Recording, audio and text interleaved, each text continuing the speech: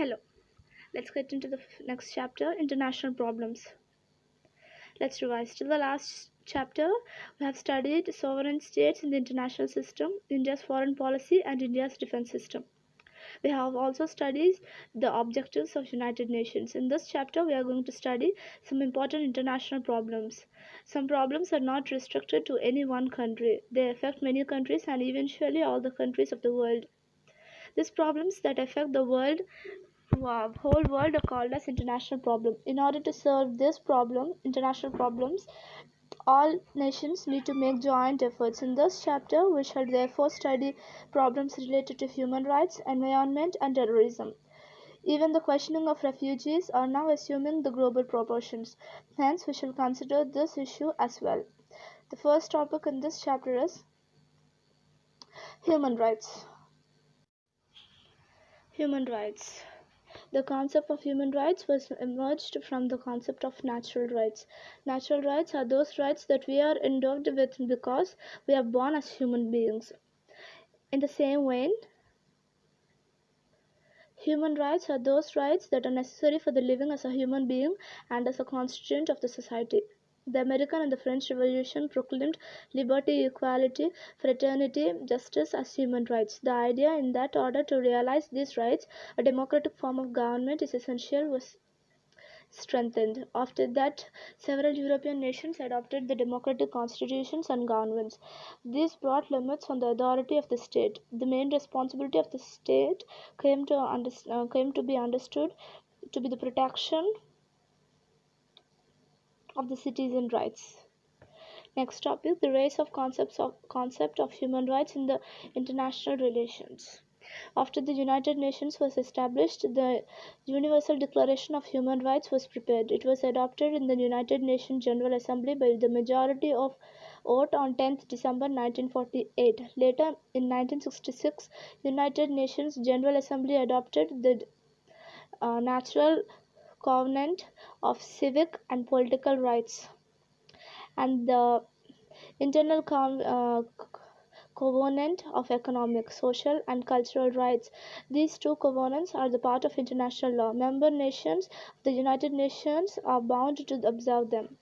We have a box of information over here.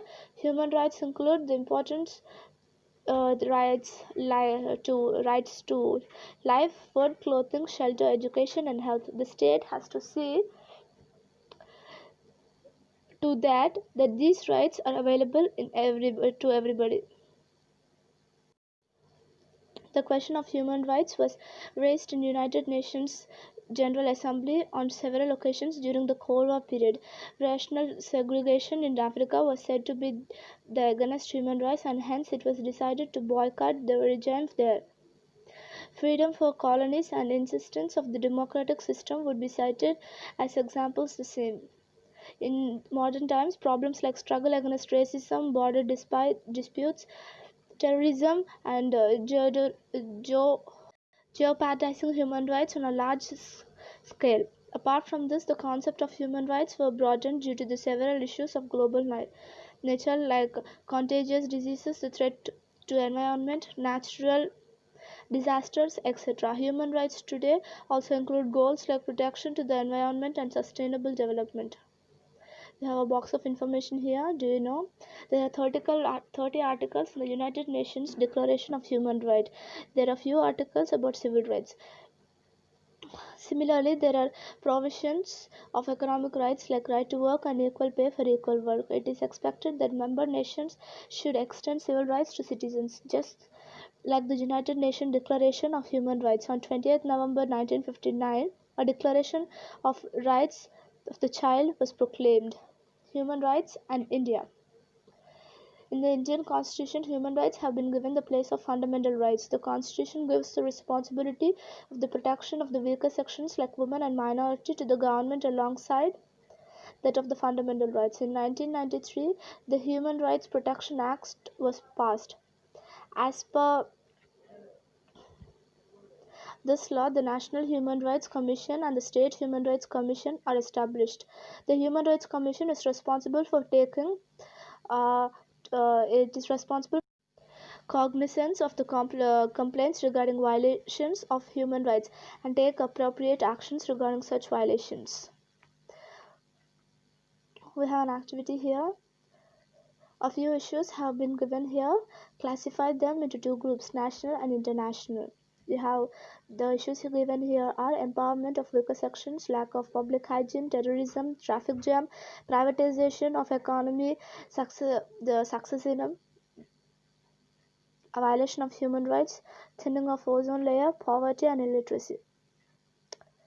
I have a question here. Can you tell who is the chairman of the National Human Rights Commission of India currently? Secure environment. In the present times, the concept of human rights has been broader and it has increasingly been accepted that a secure environment is an important human right. At the international level, the awareness and need of saving the environment was expressed in 1970.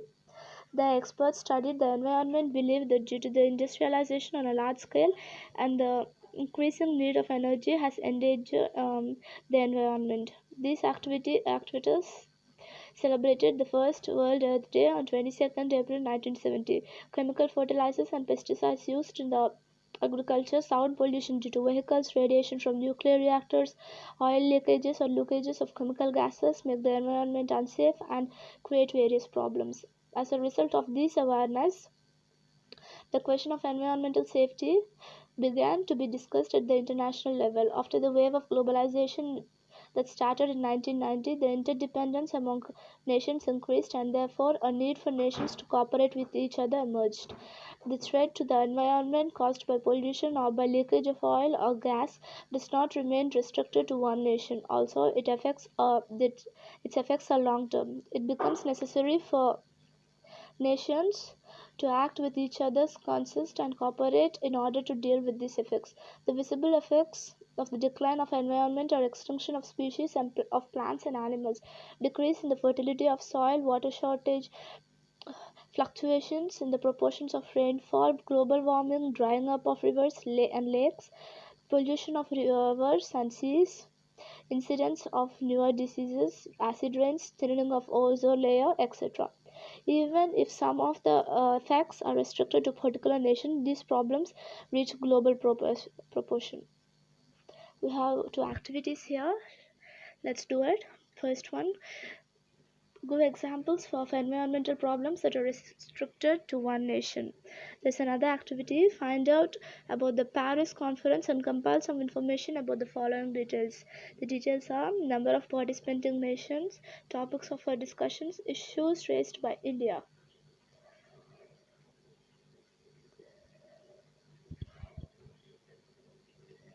Okay. Next topic is Stockholm Paris Conference. In order to discuss the immediate and long-term problems related to the environment and to find solutions on them, a United Nations Conference on Human Environment was called at Stockholm from 5th to 16th June 1972. In this conference, it is stressed that it is the responsibility of all the nations to cooperate to overcome pollution. The developing nations feel that the developed nations are more responsible for the decline of environment and they should take the responsibility from stopping the decline. Even today, the developing countries take the same position.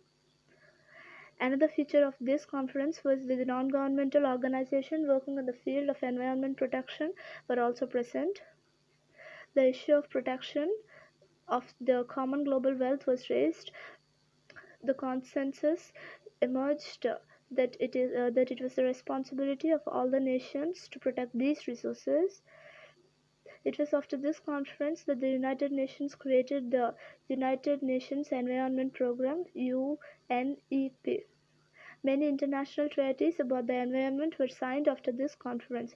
Several rules were made about the protection of environment. Environmental movements started on a large scale at the national level as well as the international level. Non-governmental organizations also assumed a big role in the decision-making process at the international conference regarding the environment. The next stage was the Environment Conference at Rio in 1992. In this conference, the idea of sustainable development was stressed. Different treaties regarding biodiversity, climate change due to greenhouse gases, protection of forests, etc., was designed. In 1997, the conference at Kyoto laid down the protocols for the developed countries from preventing climate change.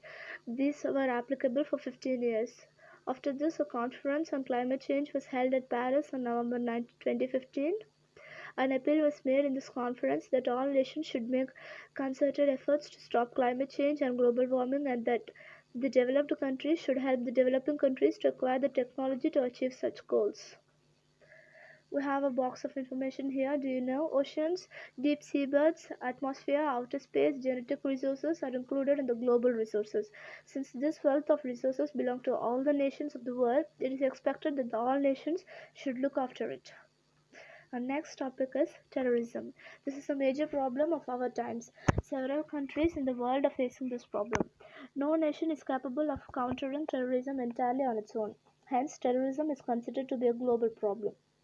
What is terrorism? Terrorism is spreading fear and terror in the society by using or threatening to use violence against common and innocent people for achieving political goals. Terrorism is organized and planned violence. Terrorism has made a deep and long-term impact on international politics. In the past 2 decades, terrorist conflicts appears to have intensed in different countries. Terrorist conflict is different from traditional war. Traditional war is a conflict between two or more sovereign states. In such wars, the geographical boundaries between the nation acquire importance. That is, national security is connected with geographical boundaries. On the other hand, in the case of terrorism, terrorist groups can cause violence in any part of the world, from anywhere in the world.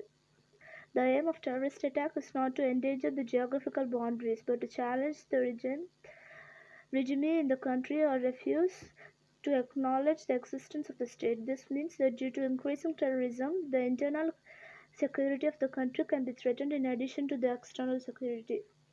In order to curb terrorism, it is an imperative that the security mechanisms of different nations should work in a concerted manner.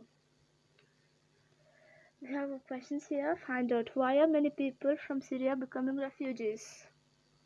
Second one, from which other countries of swarm of refugees coming? The problem of the refugees. People who have to leave their motherland against their wishes and are forced to go to other nations seeking refuge or for security are called as refugees. People become refugees due to the torture or persecution of belongings to a particular race or region due to a war or disaster, etc. In such situation, people are forced to leave their own country and seek shelter in other country. Before the Second World War, the Jews were tortured in Germany. The citizenship and property was confiscated. Due to this, the Jews became refugees. In 1971, the people in East Pakistan turned refugees and came to India seeking refuge due to the political and religion persecution. In the past few years, due to the war-like situation in Iraq and Syria, a lot of people are leaving Syria as refugees. We can cite many such examples of refugees. When people of any country are forced to leave their own country as refugees, they have to face many problems. The most important problem is to decide where to go and will that nation give us shelter. These are the questions they face. Secondly, they have also take along with them other members of the family. It involves a lot of physical and emotional stress. It involves a lot of physical and emotional stress. Apart from this, there are many problems caused by natural elements like heat, rain, storms, as well as shortage of food, sickness, and enemy in pursuit, etc. In this process, many people lose their lives. Once the refugees reach a safe place, they have new challenge. They need to find work, a place to live, and other problems of a day-to-day nature. If the language and culture in the other nation are different, then adjusting to that poses difficulties. There are no assurance that the people in the nation which gives shelter to the refugees, will accept them. On the contrary, as the number of refugees increases, the strain on the economy of the host nation increases. The shortage of essential goods are created. There may be an increase in crime or even inflation. The locals may lose their jobs. A problem of law and order may crop up.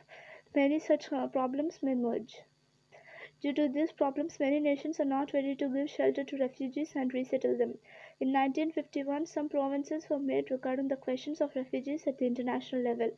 One such provision was that the refugees will not be forcefully sent back to their homes country against their wishes. Similarly, an office at a High Commissioner of the United Nations has been established to solve their problem. If all nations safeguard and foster human rights, exploitation and violence would reduce. All people will be able to achieve their own development safely and securely. Human rights can be more efficiently implemented if the environment is safeguarded and if terrorism is completely wiped out. No group of people will have to become refugees. For this, all the nations have to come together, cooperate with each other, take concrete action, and bring about actual change. Next year, we shall study how India has progressed in this direction. And finally, we have exercise, starting with row 1. Choose the correct option and rewrite the sentence.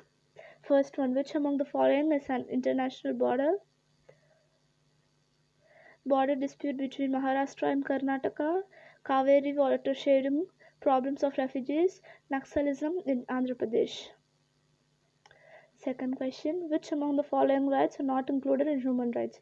Right to work, right to information, children's right, equal pay for equal work. Which among the following days are observed in an international level? Teachers' Day, Children's Day, Earth Day, and Flag Day. Second row. Explain with reasons whether the following statements are true or false. First one. It is necessary that all the nations should cooperate in order to find remedies on environmental degradation. Sino-Indian relations are friendly.